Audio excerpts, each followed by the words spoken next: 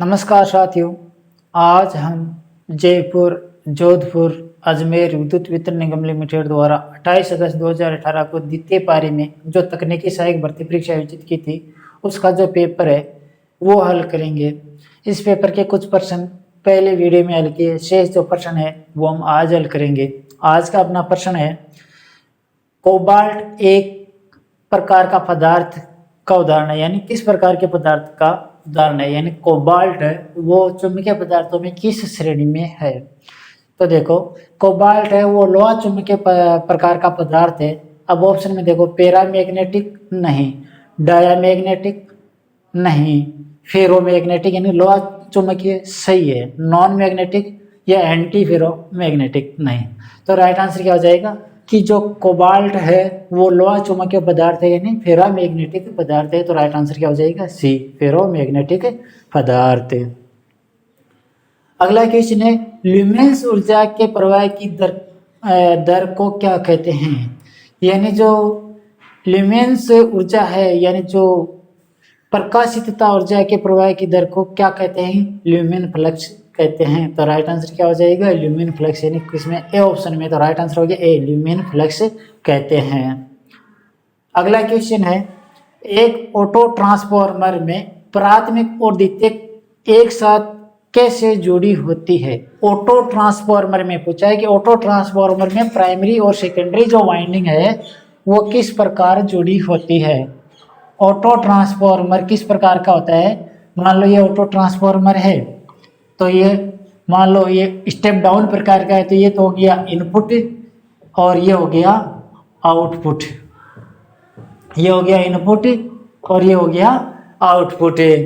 तो auto transformer के अंदर जो होते हैं वो चुंबकीय रूप से भी जुड़े होते हैं और विद्युतीय रूप से भी जुड़े होते हैं। यदि इसको स्टेप अप के भांति काम में लेते हैं तो मान लो ये हो गया अब स्टेप अप, ज्यादा लपेटन से ले लेते हैं तो ये हो गया स्टेप अप प्रकार का ट्रांसफार्मर, इनपुट और ये आउटपुट। तो ये विद्युतीय और चुंबकीय दोनों रूप से जुड़े होते हैं। जबकि एक सामान्य ट्रांसफार्मर होता है वो केवल चुंबकीय रूप से ही जुड़ा होता है, यानी जो चुंबकीय पथ होता है उससे से ही जुड़ा होता है। मान लो ये इनपुट हो गया और ये हो गया आउटपुट। तो सामान्य ट्रांसफार्मर केवल चुंबकीय रूप से जुड़ा होता है, जबकि ऑटो ट्रांसफार्मर चुंबकीय और विद्युतीय दोनों रूप से जुड़ा होता है। अब ऑप्शन देखो, इसमें क्या दे रखा है, चुंबकीय रूप से सही है। ऑटो ट्रांसफार्मर के बारे में पूछा तो चुंबकीय रूप से सही है, विद्युतीय रूप से ये भी सही है, सीधे नहीं अप्रत्यक्ष रूप से ए और बी दोनों। तो राइट आंसर क्या हो गया ए और बी दोनों, यानी चुंबकीय रूप से भी जुड़ा होता है और विद्युतीय रूप से भी जुड़ा होता है। तो ऑटो ट्रांसफार्मर चुंबकीय और विद्युतीय दोनों रूप से जुड़ा होता है, ये ऑप्शन इसका सही होगा। अगला क्वेश्चन है, रियोस्टेट का प्रतीक क्या है, यानी वेरिएबल प्रतिरोध का प्रतीक क्या है। तो रियोस्टेट का प्रतीक किस प्रकार का होता है, यानी वेरिएबल प्रतिरोधक इस प्रकार से होता है। ये एक हो गया सामान्य प्रतिरोध और ये हो गया वेरिएबल प्रतिरोध। तो ये हो गया वेरिएबल प्रतिरोध का प्रतीक है, किसमें ए ऑप्शन वाला सही होगा। तो राइट आंसर क्या हो गया ए, वेरिएबल प्रतिरोध का ए वाला ऑप्शन सही होगा।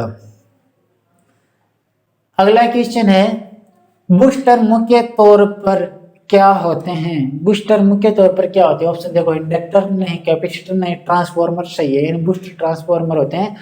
सिंक्रोनस मोटर नहीं, इंडक्शन मोटर भी नहीं। तो राइट आंसर क्या हो गया सी, ट्रांसफार्मर होते हैं।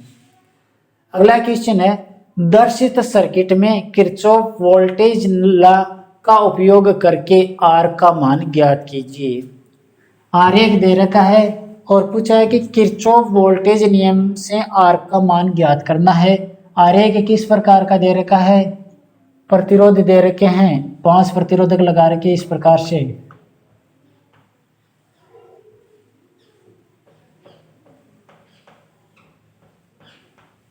इस प्रकार से 5 प्रतिरोधक लगा रखे हैं। कह रखा है कि यहाँ पर आपूर्ति वोल्टेज कितनी है, 50 वोल्ट प्लस माइनस 50 वोल्ट, और इसका मान है 5 ओम, इसका मान है 3 ओम,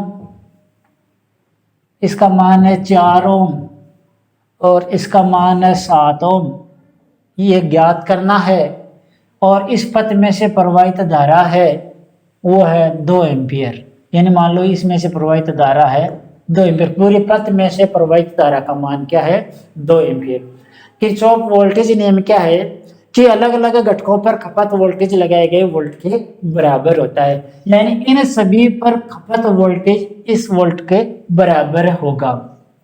तो देखो 2 एम्पियर की धारा प्रवाहित हो रही है, 5 ओम का प्रतिरोध है, तो इसके क्रॉस वोल्टेज खपत क्या होगा, मान लो ये V1 है तो V बराबर हो जाएगा R इंटू आई। तो V1 बराबर R1 इंटू आई। R का मान कितना है 5, I का मान कितना है 2, कितना हो गया 10 वोल्ट। तो इसके क्रॉस खपत वोल्टेज का मान क्या हो जाएगा 10 वोल्ट।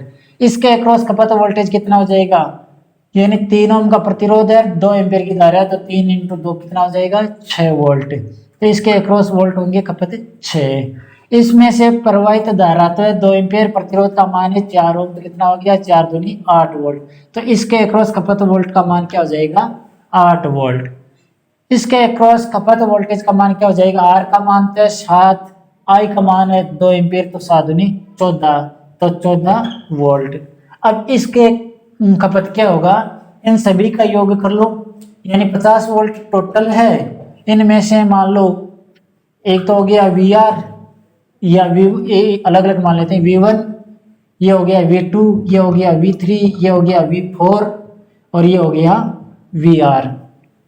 तो टोटल वोल्टेज बराबर क्या हो जाएगा, V1 plus V2 plus V3 plus V4 plus VR।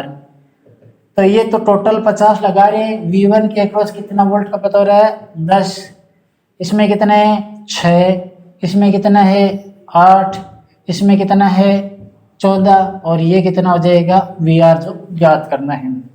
कितना हो गया देखो 8 6 14 14 28 10 38 वोल्ट हो गए। तो 50 बराबर 38 प्लस VR। तो VR बराबर क्या हो जाएगा, VR बराबर हो जाएगा 50 माइनस 38, कितना हो रहा है 12 वोल्ट। अच्छा अब देखो पहले तो VR का मान ज्ञात कर लिया 12 वोल्ट, यानी इसके अक्रॉस खपत वोल्टेज कितने हो रहे हैं 12। अब R का मान ज्ञात करना है, तो R बराबर क्या हो जाएगा V अपॉन आई। V का मान कितना है, V का मान है 12, I का मान है 2, तो कितना हो जाएगा 6 ओम। तो राइट आंसर क्या हो जाएगा 6 ओम। वोल्टेज का मान पूछे तो 12 वोल्ट, प्रतिरोध का मान पूछ ले तो 6 ओम। तो राइट आंसर क्या हो जाएगा 6 ओम, यानी इस प्रतिरोध का मान क्या हो जाएगा 6 ओम। ये तो एक विधि से यानी निकाला हमने, डायरेक्ट भी निकाल सकते हैं। डायरेक्ट किस प्रकार से निकालेंगे कि 50 वोल्ट दे रखा है, 2 एम्पियर की धारा दे रखी है, तो आई बराबर क्या हो जाएगा, आई बराबर होता है V अपॉन आर। वी का मान है 50, सॉरी आर बराबर ज्ञात कर लेते हैं, आर टी बराबर क्या हो जाएगा, आर बराबर है V अपॉन आई। तो V का मान तो कितना है 50, आई का मान कितना है 2, कितना होना चाहिए 25 ओम, यानी कुल प्रतिरोध कितना होना चाहिए 25 ओम। तो अब श्रेणी में सभी का योग होता है 5 और 3 8, 8 4 12, 12 और 7 19, टोटल है 25। 25 में से 19 लेस कर दो कितना आ रहा है 6 ओम। तो डायरेक्ट भी हम निकाल सकते हैं कि 6 ओम इसका प्रतिरोध होगा। जबकि दोनों विधि मान लो इसमें यानी स्टेप बाय स्टेप मैंने बताई है विधि KVL के आधार पर, जबकि डायरेक्ट भी हम निकाल सकते हैं। तो राइट आंसर क्या हो जाएगा 6 ओम। ए ऑप्शन इसका सही होगा। अगला क्वेश्चन है, किसी ब्रीदर में निम्न रसायन यौगिक में से किसका प्रयोग किया जाता है, यानी ब्रीदर के अंदर क्या प्रयोग किया जाता है, ब्रीदर के अंदर सिलिका जेल प्रयोग की जाती है। अब ऑप्शन देखो, ऑक्सीजन नहीं, हाइड्रोजन नहीं, सिलिका जेल सही है, नाइट्रोजन नहीं, कार्बन डाइऑक्साइड नहीं। तो राइट आंसर क्या हो जाएगा सी, सिलिका जेल का प्रयोग किया जाता है। तो सी ऑप्शन इसका सही होगा। अगला क्वेश्चन है, ट्रांसमिशन लाइन को सहायता देने के लिए लकड़ी के पोल का प्रयोग किस वोल्टेज तक किया जाता है, यानी ट्रांसमिशन लाइन को सहारा देने के लिए लकड़ी का पोल किस वोल्टेज तक किया जाता है।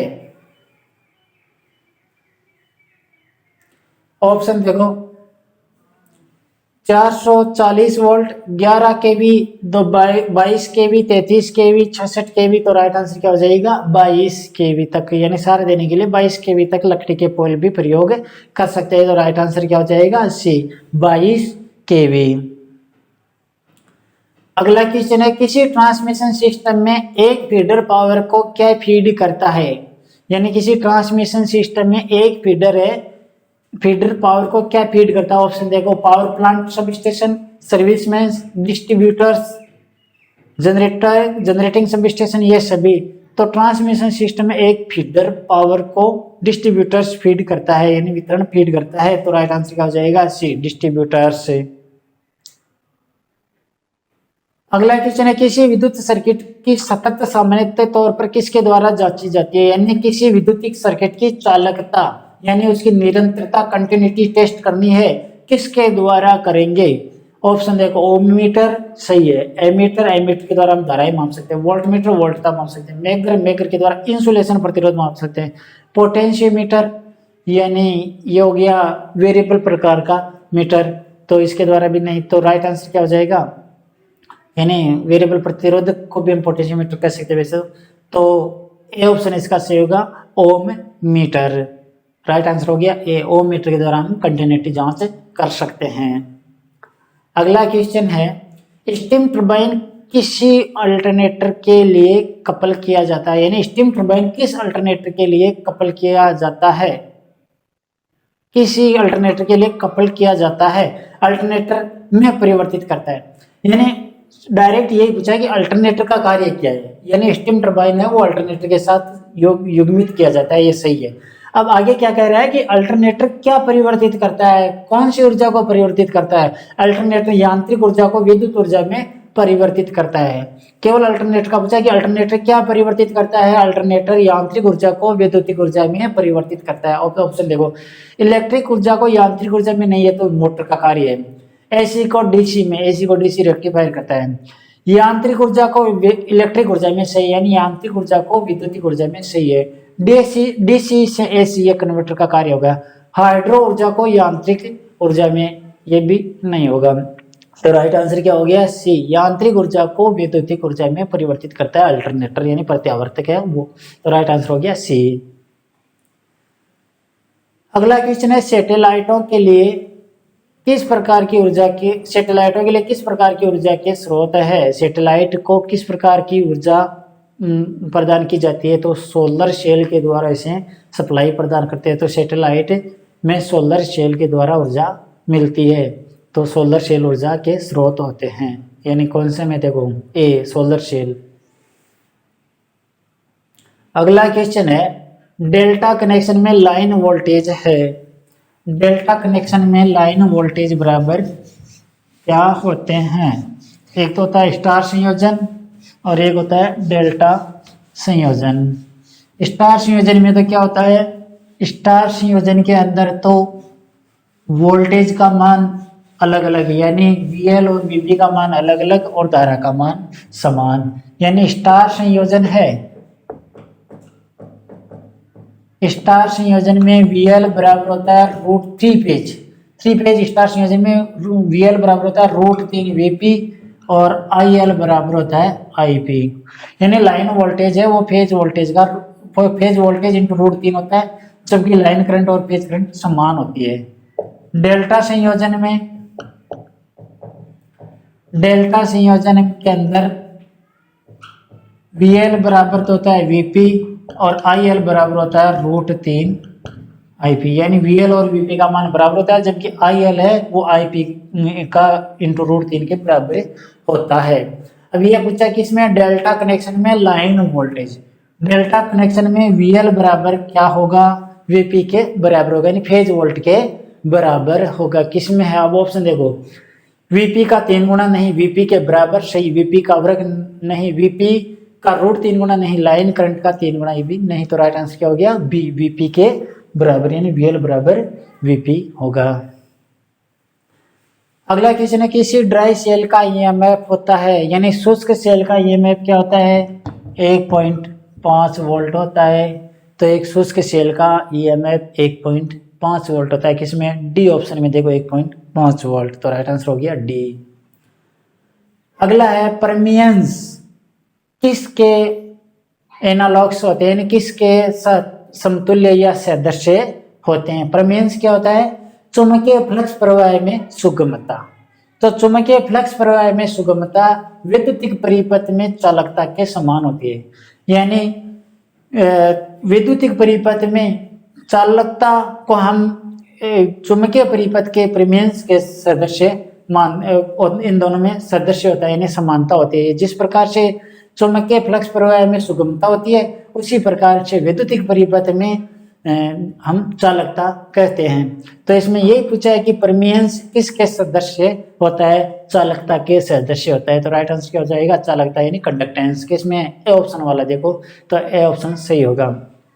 और कई बार पूछ लेते हैं रिएक्टेंस किसके सदृश होता है, वो प्रतिरोध के सदृश होता है, यानी चुंबकीय प्रवाह में विरोध जिसे हम रिएक्टेंस कहते हैं, और यह विद्युतीय परिपथ में प्रतिरोध के यानी रेजिस्टेंस के समतुल्य होगा। तो इसमें परमियंस पूछा है, तो राइट आंसर क्या हो जाएगा, चालकता यानी कंडक्टेंस। ए ऑप्शन इसका सही होगा।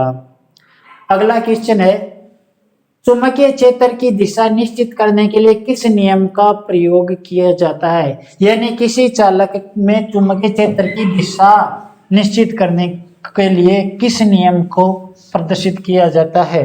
मान लो कोई चालक है, इसमें से धारा प्रवाह इस प्रकार से हो रही है, तो चुंबकीय जो इसके चारों ओर क्षेत्र बनेगा, इसकी दिशा निश्चित करने के लिए कौन सा नियम प्रयोग किया जाता है। ऑप्शन देखो, हेलेक्स नियम। हेलेक्स का नियम क्या होता है, किसी कोर का चुंबकीय यानी ध्रुवता ज्ञात करनी है, यानी कोई कॉइल बना लेते हैं और इसके अंदर इसका ध्रुवता ज्ञात करनी है, तो हेलेक्स का नियम काम में लेंगे, यानी दाहिने हाथ के हथेली का नियम भी हम कह सकते हैं इसे। आगे है एंड का नियम, यानी सिरों का नियम। ये भी यानी जो कॉइल है उसका ध्रुवता ज्ञात करने के लिए, एन या एस ध्रुवता है वो ज्ञात करने के लिए होता है। फेराडे का नियम, फेराडे का भी तो चुंबकीय प्रेरण संबंधित नियम है, ये नहीं होगा। राइट हैंड ग्रिप नियम, यानी दाएं हाथ के मूल्यों का नियम सही है। दाएं हाथ के मूल्य किस प्रकार से हैं कि दाहिने हाथ से किसी चालक को इस प्रकार पकड़े कि अंगूठा धारा प्रवाह की दिशा में हो। जिस प्रकार से ये मान लो चालक है, इसमें धारा की दिशा यह है, तो दाहिने हाथ से चालक को इस प्रकार पकड़े कि अंगूठा धारा प्रवाह की दिशा में हो, तो अंगुलियों चुंबकीय क्षेत्र की दिशा इंगित करेगी। यानी इसका से क्या हो गया कि इसके अंदर चुंबकीय क्षेत्र की दिशा ये हो जाएगी, यानी इस प्रकार से। तो चुंबकीय क्षेत्र की दिशा ये होगी, धारा प्रवाह की दिशा में अंगूठा है तो अंगुलियां चुंबकीय क्षेत्र की दिशा में होगी।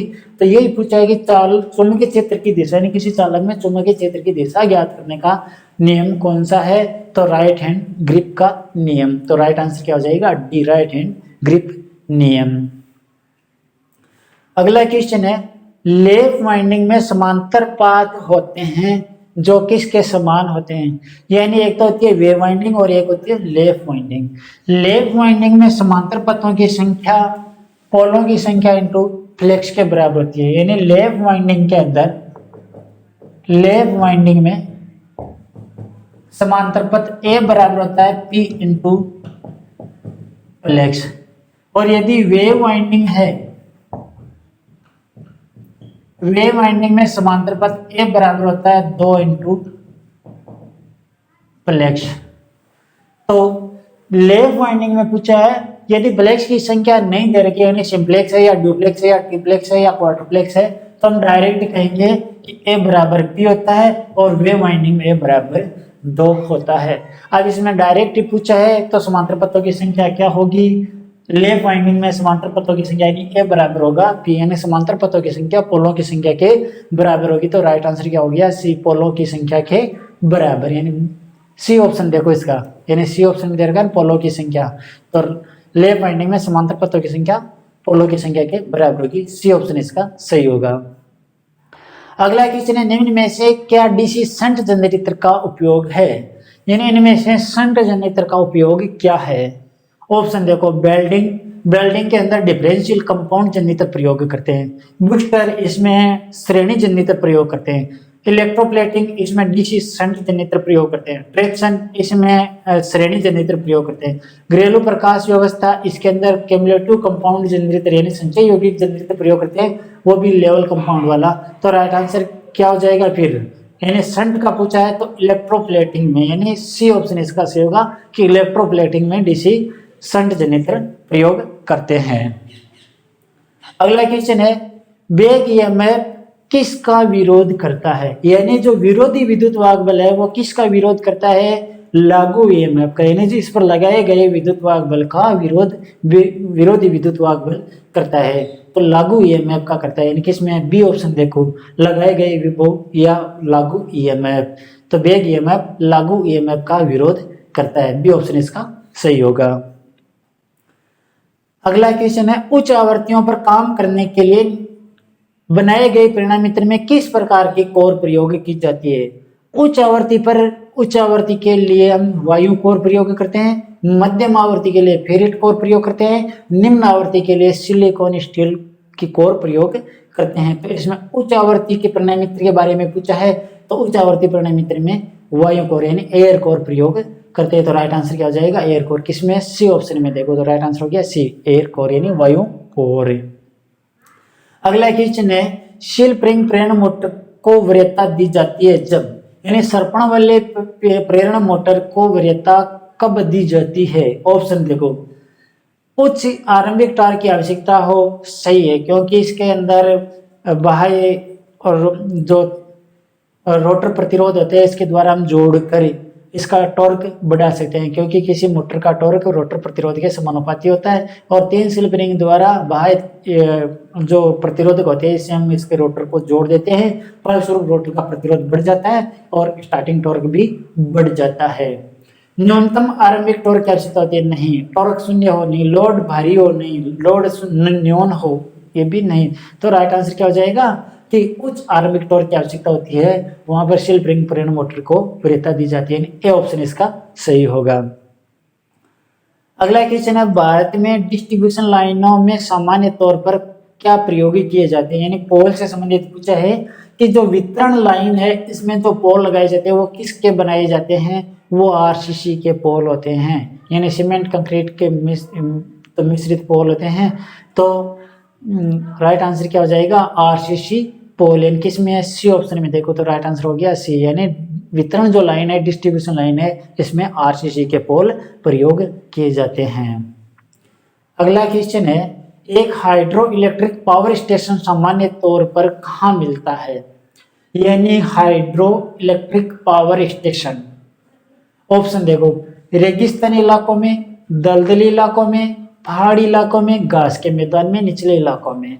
तो हाइड्रो इलेक्ट्रिक पावर प्लांट जहां पानी की उपलब्धता हो, यानी पानी के प्रवाह के साथ उपलब्धता हो, वहां प्रयोग किया जाता है, और पानी के प्रवाह के साथ उपलब्धता पहाड़ी इलाकों में मिलती है, तो राइट आंसर क्या हो जाएगा फिर पहाड़ी इलाकों में, यानी सी ऑप्शन इसका सी होगा कि पहाड़ी इलाकों में हाइड्रो इलेक्ट्रिक पावर प्लांट सामान्य तौर पर मिल जाते हैं, तो राइट आंसर हो गया सी।